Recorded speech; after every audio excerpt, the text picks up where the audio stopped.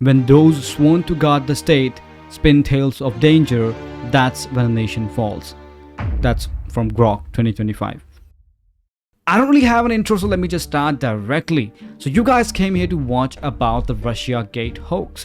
Let's talk about it. But before we talk about it, let's go back to history and let's know what was happening in the time when it happened. So picture this. It's 2016, Hillary Clinton campaign is working their hardest and Trump's campaign is working their hardest. Both of the candidates is giving interviews and doing debates here and there. It's just awfully good that someone with the temperament of Donald Trump is not in charge of the law in our country. Because you'd be in jail. Secretary Clinton. And explaining their point of perspective and their values that they hold that they will bring if elected into the White House as the next president. Now something crazy happens here. Even though the US intelligence was trying to make sure that nothing chaotic appears out of nowhere, it kind of did. The emails of the Hillary Clinton's campaign members was hacked from Russian spies and they leaked it online and it was really embarrassing. And then guess what happened? Trump gave like a statement on it and it was like something like good or something like that stirred things up a little too much. And that's when the fire started to begin. But before Trump won on 18 September 2020, there was a report that published by the ICA that tells that how, Putin is influencing the US election and they're favoring Donald Trump, which is Russia Gate. But at the time, it was real. People believed in it. And here's a compilation of media talking about it. Russia hacking the election to elect Trump is the end of our democracy. Votes were definitely affected. Russia hacked the election to tilt it to Mr. Trump. The Russians definitively hacked the election. Russia did hack the election. No doubt. The Russians hacked the election. Yes, Russia hacked the election. Fact, Russia hacked the election. So as you can see, everybody was talking about it. But guess what happened? Trump still won regardless. And even though after he won, Obama could have handled it professionally. And he used to say those things. I'm going to help you do these things professionally. My number one priority in the coming 2 months is to try to facilitate a transition that ensures our president-elect is successful. And now, after almost 10 years, we finally have the declassified documents. So let's go through it without wasting any time. All right, I hope you guys can see it. But let's talk about it. Let's go from the start till the end, okay? These are the documents that were released by the DNI, the Director of National Intelligence Office, and I downloaded it and I just, kind of like went over it a little bit. Not exactly finding if every single statement is true, but like I try to find some key points and let's talk about it. So let's talk about what's written on the page 5 first. This is probably, let's start with least important to most important, but I feel like. So the ICA, let's talk about these. The ICA abbreviated description of the source that without further mention of the problems associated with the fragment misleads the reader to conclude that Putin wanted Trump to win. Contrary to the ICD 203. You might wonder what is ICD 203? ICA full form is International Community Assessment and they have like basic rules. So this is the meaning.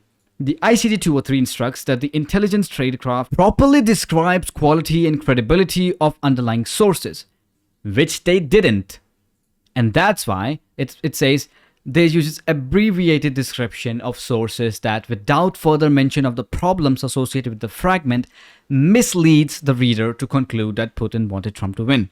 So they used weak sources. Okay, that's first. And then the second one is that some experienced CIA officers responsible for Russia reporting, evaluating raw intelligence, and ensuring human reporting. Human, if you don't know what human is, it's just a small word for human intelligence reporting. So human reporting meets the threshold for publication initially, and that's the important word. I want you to pay attention here. Initially omitted the confusing fragment from the first version of the report, which was published on 20 December 2016. Oh my God. This is crazy. This is crazy. Like, oh, okay. So they removed the segments that was weak and that made their report look weak, which they want. They were so in rush. They wanted to make Trump look bad in such a hurry that they didn't even care that the report was good enough to publish. And, they were like, Obama, I guess, you gotta blame the president at the end of the day. They published the report and they were like, okay, so they removed from the first report, they removed the segments. I don't know why this is not on the national news 24/7. This is crazy. So the national intelligence, like the CIA officers, like, okay, so they removed the whole part which made the confusing fragment, which made their argument look weak, basically. That's crazy. Let's move on to another one. Now, while the CIA only considered the only one hypothesis, that Putin aspired to elect candidate Trump, the alternative hypothesis that he preferred Secretary Clinton was not considered in the ICA. This is again a violation of ICA standards, which is this. I don't know what you call it, code or whatever you call it. Call it like rule or something. Incorporates analysis of alternatives. Analysis of alternative is a systematic evaluation of differing hypotheses to explain events or phenomena. And guess what they did? While the CIA only considered the one hypothesis that Putin aspired to elect candidate Trump, the alternative hypothesis that he preferred Secretary Clinton was not considered in the ICA. So they violated again a code of the ICA, which is, I guess you could call it code 4 ICD. Crazy. Crazy, crazy, crazy. I don't know why this is, again, not on the news 24/7. And this is, you gotta thank the president and the president elected the DNI. So you have to thank the president at the end of the day. But again, you have to thank Tulsi Gabbard for doing and declassifying these files, because for 10 years, almost 10 years, people believed that Russiagate was real. And as I showed you the clip of media people talking about it so confidently, like, oh, Russia was in bed with Putin and he was, colluding and it was a Russia collusion, all these things. It was false. It wasn't even true. So people believe in the things that wasn't even true. How did it evolve?